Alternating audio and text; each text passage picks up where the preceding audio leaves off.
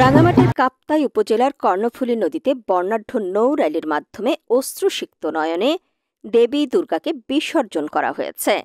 2 October বিকেল 5:30টায় কাপ্তাইয়ের 8টি পূজা মণ্ডপের প্রতিমা বিসর্জন করা হয়। এ সময় হাজার হাজার ভক্তের জয়ধ্বনি এবং ঢাক ঢোলের শব্দধ্বনিতে কর্ণফুলী নদীর দুপাশ মুখরিত হয়ে ওঠে।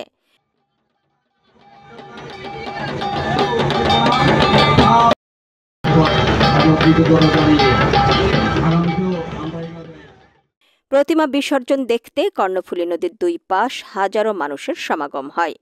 প্রতিমা বিসর্জনে প্রধান অতিথি ছিলেন রাঙ্গামাটি জেলা প্রশাসক মোহাম্মদ হাবিবুল্লাহ। তিনি বলেন, দুর্গাপূজা একটি সার্বজনীন উৎসব। এখানে সকল সম্প্রদায়ের লোকজন একত্রে মিলেমিশে এই পূজা উদযাপন করে থাকে। এদেশ একটি অসাম্প্রদায়িক চেতনার দেশ।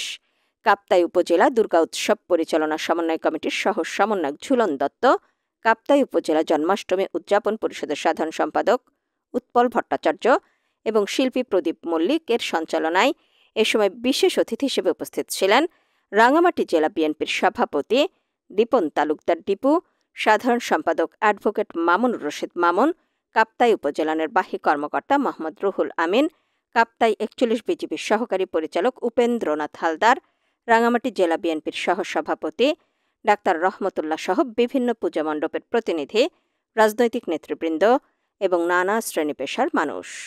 শুভেচ্ছা ও স্বাগত বক্তব্য রাখেন কাপ্তাই উপজেলা দুর্গা উৎসব পরিচালনা সমন্বয় কমিটির আহ্বায়ক এবং উপজেলা পূজা ফ্রন্টের আহ্বায়ক জগদীশ দাস ও সদস্য সচিব এবং কাপ্তাই উপজেলা পূজা উদযাপন পরিষদের সাধারণ সম্পাদক প্রিয়তোষ ধর পিন্টু।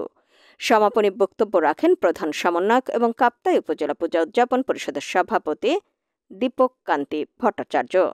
এর আগে কাপ্তাই উপজেলা শিল্পকলা একাডেমির সাধারণ সম্পাদক ঝুলন দত্তের পরিচালনায় শিবু জলদাসের অনবদ্য ঢোল বাদন এবং নৃত্য গানের অপূর্ব ঝংকারে মুখরিত হয়ে ওঠে অনুষ্ঠান স্থল।